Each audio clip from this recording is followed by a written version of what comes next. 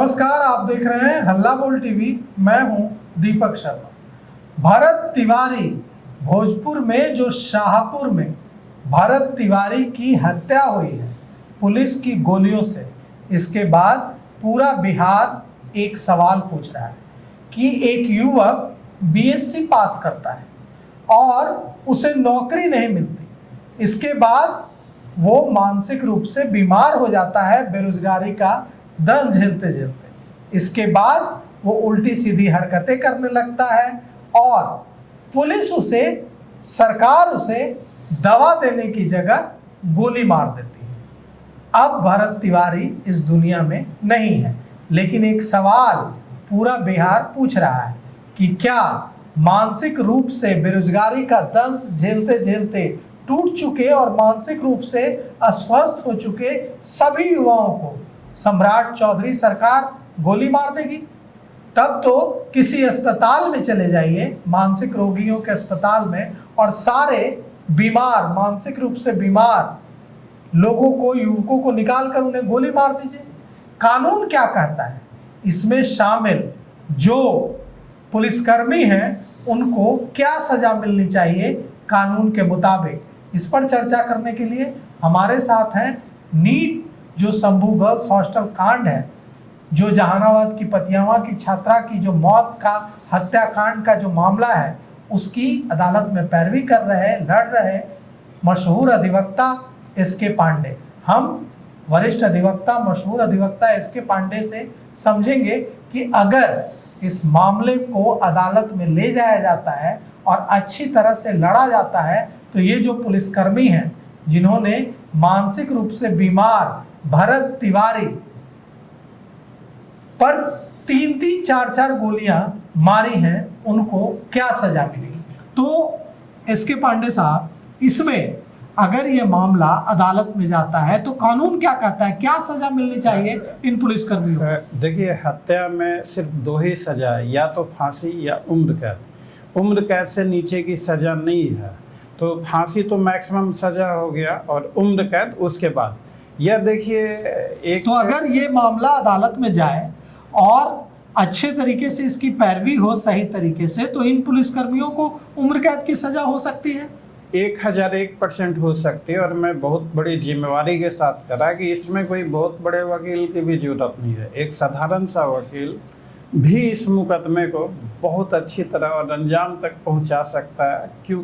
इस केस के जो फैक्ट जो हमने देखे सोशल मीडिया के जरिए, न्यूज़पेपर के जरिए, तो आपका भोजपुर एसपी का भी प्रेस रिलीज आया था जिसमें वो कहते हैं कि यह मानसिक रूप से बीमार है। हाँ, मानसिक रूप से बीमार है। मुख्यमंत्री सम्राट चौधरी कह रहे हैं कि पुलिसकर्मियों को धमका रहा एक युवक है जो कि मानसिक रूप से बीमार है, उसे मानसिक रोग अस्पताल भेजा जा रहा है, और दूसरी तरफ पुलिस ने उसे गोलियां मार दी। हाँ, तो यह देखिए, मतलब यह तो हर किसी को पता था, उन सारे पुलिसकर्मियों को पता था, हमारे माननीय मुख्यमंत्री जी को पता था कि यह व्यक्ति भरत तिवारी नाम का यह जो शख्स है मानसिक रूप से बीमार था।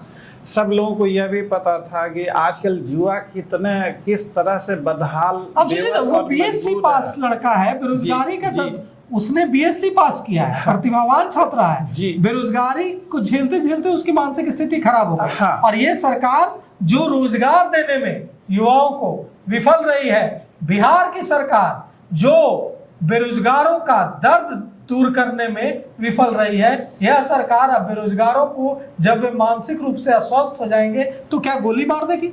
यह देखिए, यह सरासर हत्या है, सरेआम हत्या है, और इस केस में फांसी तक की भी सजा हो सकती है। इसलिए हो सकती है कि जिसकी हत्या की गई है वो युवक मानसिक रूप से बीमार था, वह कोई आपराधिक पृष्ठभूमि, आज तक एक एफआईआर नहीं है, एक आपराधिक मामला नहीं है उस पर। हाँ, वो उसकी कोई आपराधिक पृष्ठभूमि नहीं थी, वो व्यक्ति मानसिक रूप से बीमार था, और यह बात पुलिस वालों की जानकारी में है, एसपी की जानकारी में है, मुख्यमंत्री जी की जानकारी में है। तो उसे जो गोली मारा गया, जानबूझकर मारा गया। मैं एक वीडियो देख रहा था सोशल मीडिया पे, देख के मैं हैरान हो गया। उस व्यक्ति ने, भरत तिवारी ने अपना हथियार जो उसका था, कट्टा था या जो भी था, उसे फेंक दिया कि लो मैं सरेंडर कर रहा हूँ, और उसके बाद तड़ातड़ गोली मारी गई उसे, और एक नहीं 3 गोलियां मारी गई उसे। तो यह साक्ष्य काफी अहम है कि उसे समर्पण करने के बाद उसे गोली मारी गई, तो यह हत्या है। और इस मुकदमे में अगर ढंग से पैरवी की जाए तो जो दोषी, जो पुलिस पदाधिकारी हैं, पूरी टीम, जितने भी पुलिस बल वहाँ मौके पे थे, हर किसी को आजीवन कारावास, और जिन्होंने गोली चलाई है जिससे उस बच्चे की मौत हुई है, उसे फांसी तक की सजा हो सकती है। देखिए, अभी इसे जातीय रंग देने की कोशिश हो रही है। कहा जा रहा है, कुछ लोग कह रहे हैं कि ये लड़का ब्राह्मण है इसलिए मीडिया इसे उठा रहा है। अगर ये कोई दलित होता, कोई ओबीसी होता तो मीडिया इसे इतना नहीं उठाता।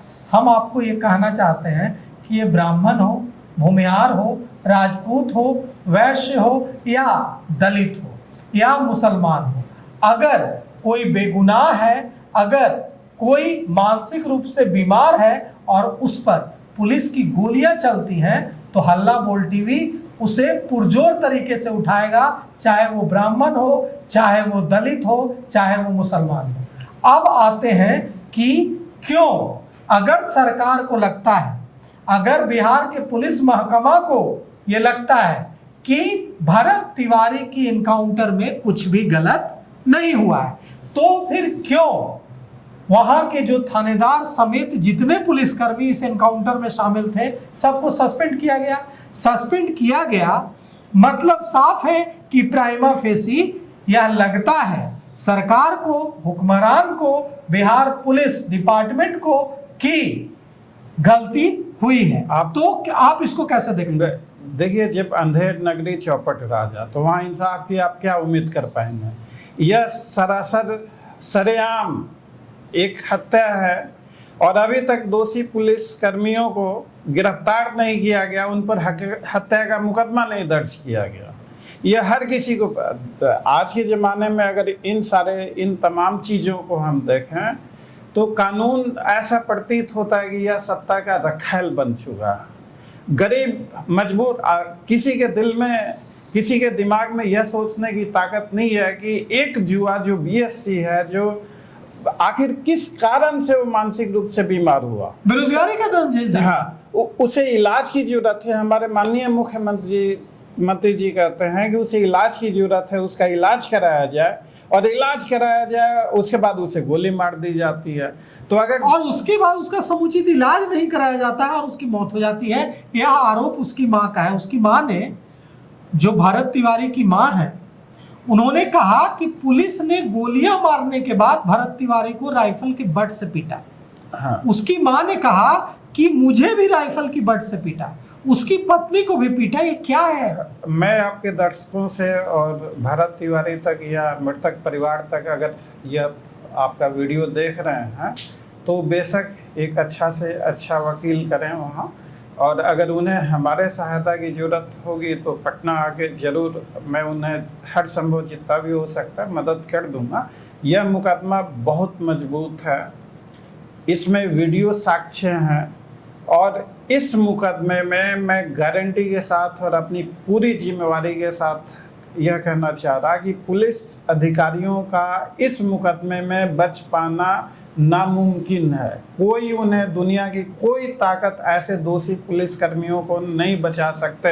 हमारे देश का कानून थोड़ा बहुत ही सही लेकिन अभी जिंदा है, तो उन्हें बिल्कुल एक कंप्लेंट फाइल उन्हें करनी चाहिए। क्या करना चाहिए पीड़ित परिवार को, उनकी मां को, उनके पीड़ित पिता परिवार को यह सारे घटनाक्रम लिखकर उन्हें एक आवेदन देना चाहिए थाने में कि जो दोषी पुलिस पदाधिकारी हैं इन पे आप मुकदमा करें, उसकी हत्या का उसकी एक कॉपी एसपी को और एक कॉपी डीजीपी को, चाहे तो एक कॉपी मुख्यमंत्री कार्यालय में भी भिजवा दें।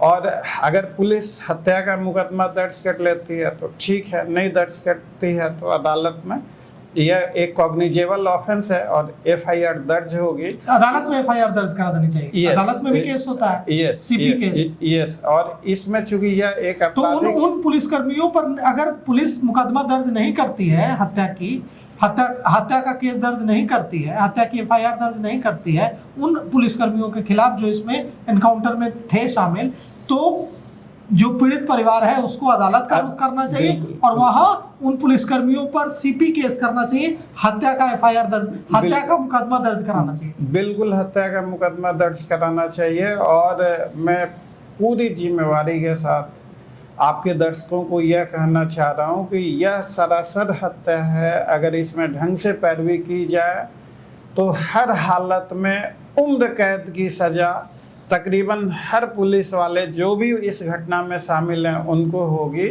और जिन्होंने गोली चलाई है उनको फांसी तक की भी सजा हो सकती है।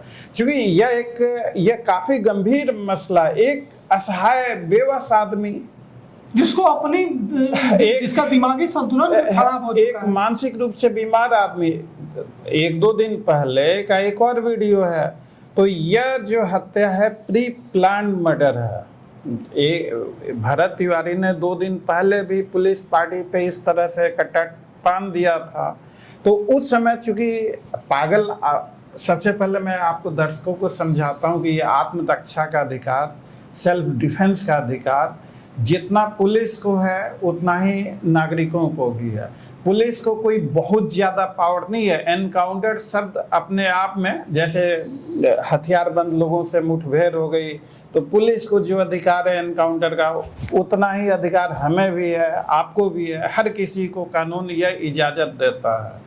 तो जो फर्जी एनकाउंटर होते हैं, कई सारे ऐसे अनेकों फर्जी एनकाउंटर हुए हैं इस देश में और दोषी अधिकारियों को उम्र कैद तक की भी सजा हुई है। यह भी एक फर्जी, जो बयान आ रहा है कि यह एनकाउंटर हुआ, एनकाउंटर में मारा गया, तो यह एनकाउंटर नहीं है। एनकाउंटर तब होता है जब इधर से कुछ हो, गोली चले और उधर से चले। तो वीडियो में साफ दिख रहा है कि भरत तिवारी कट्टा फेंक रहा है, उसके बाद गोली मारी गई। कट्टा फेंक दिया और समर्पण कर रहा। और जैसा कि आप बता रहे हैं कि उसकी माँ जो चश्मदीद है, कह रहा है कि गोली लगने के बाद भी उसे राइफल के बट से पीटा गया और माँ को भी पीटा, और माँ को भी पीटा गया। तो इस मुकदमे में हमारी पूरी संवेदना मृतक परिवार के साथ है और उनसे अपील भी मैं कर रहा हूँ कि इस मुकदमे में वो लड़ें, हौसला रखें। और देखिए इंसाफ तो तभी मिलेगा ना। आप देखिए, क्या मैंने बहुत जिम्मेदारी से कहा कि आजकल बिहार की इन घटनाओं को देखते हुए ऐसा लगता है कि कानून सत्ता की रखायल हो गया। कैसे हो गया रखायल?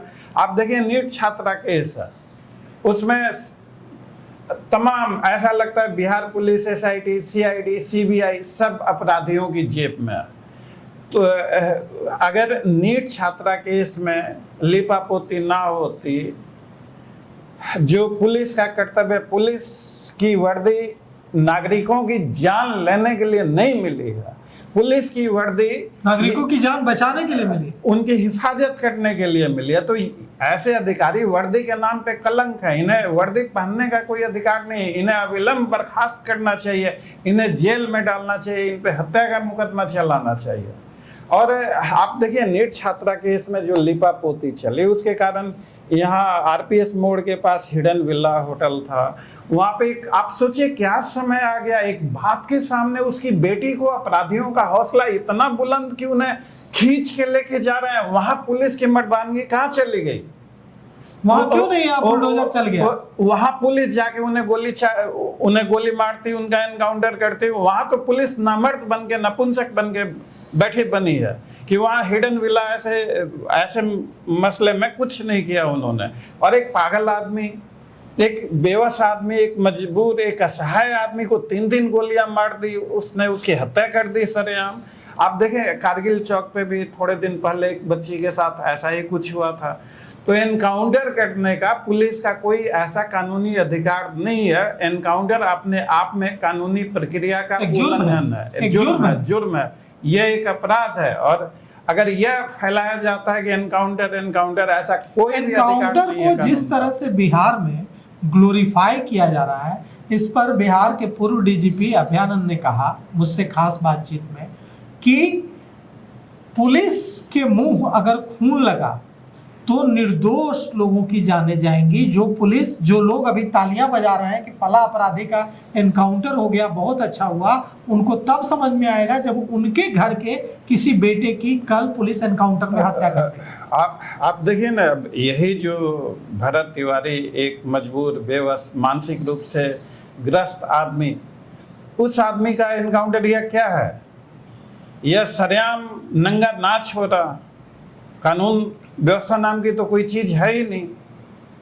और ऐसे में हमारा शासन प्रशासन कहाँ गया? जिन अधिकारियों ने एनकाउंटर किया उन पे क्यों नहीं हत्या का मुकदमा अभी तक दर्ज हुआ? उन्हें क्यों नहीं अभी तक गिरफ्तार किया गया?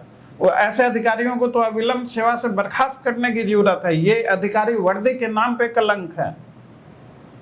तो ऐसे में मैं भी काफी व्यथित हूँ जब ऐसी घटनाएं समाज में होने लगे, तो हम जैसे लोगों का भी जो है कि यह जो मैं बोल रहा हूँ, हमारी व्यथा और हमारी पीड़ा निकल के बोल रही है। और जो है कि अगर नाइंसाफी के खिलाफ चुप रहना भी अपने आप में एक जुर्म है, तो इसीलिए हम चुप नहीं हैं। और इसीलिए जब मैंने कहा ही चैनल पे कि अगर पीड़ित परिवार को अगर आवश्यकता महसूस होती है तो पटना के मुझसे मिलने में बेशक उन्हें हर संभव मदद कर पाऊंगा। व्यक्तिगत तौर पे अब पटना और उधर बिहार का बिलौटी चूंकि नीट छात्रा केस में मेरा बहुत सारा समय लग रहा, तो व्यक्तिगत तौर पे तो इस केस को मैं नहीं कर पाऊंगा, लेकिन अगर उन्हें हमारे किसी मदद की कानूनी सलाह की जरूरत होगी तो चाहे तो पटना के मिल भी सकते हैं, टेलीफोन पे भी बात कर सकते हैं, वो सारी चीज़ें उनको मदद में प्रोवाइड कर। आप अपना नंबर बताइए। मैं नंबर जिससे आपसे संपर्क किया जा सके। 9262810582। फिर से रिपीट कीजिए। 9262810582। तो देखिए, नीट छात्रा केस में अदालत में सीबीआई, पुलिस, एसआईटी की नाक में दम करने वाले मशहूर वकील एसके पांडे ने कहा है कि ये जो जुर्म हो रहा है, यह जो एक मानसिक रूप से बीमार व्यक्ति को गोलियां मारी गई है, उसकी जान ले ली गई है, उसे जिस मानसिक रोगी व्यक्ति को दवा दी जानी चाहिए थी, उसे गोलियां मारी गई हैं। उस केस में हम चुप नहीं बैठेंगे। इन्होंने अपना नंबर भी साझा किया है और यह कहा है कि पीड़ित परिवार को हर संभव सहायता देंगे। पीड़ित परिवार को थाने में आवेदन देना चाहिए कि एनकाउंटर में संलिप्त पुलिसकर्मियों पर हत्या की एफआईआर दर्ज की जाए। अगर पुलिस हत्या की एफआईआर दर्ज नहीं करती है तो अदालत का दरवाजा खटखटाना चाहिए और अदालत में सीपी केस करना चाहिए। उनको पुलिसकर्मियों पर हत्या का मुकदमा दर्ज करना चाहिए अदालत में और लड़ना चाहिए। और इन्होंने अब इनको जो कानूनी समझ है, जो वर्षों से इनका अनुभव है, इसके आधार पर इन्होंने कहा है, एसके पांडे साहब ने कहा है कि अगर यह केस अच्छे तरीके से, सही तरीके से लड़ा गया तो इन पुलिसकर्मियों को उम्र कैद तक की सजा हो सकती है। तो फिलहाल इस पेशकश में इतना ही। आगे की खबरों के लिए देखते रहिए हल्ला बोल टीवी। शुक्रिया।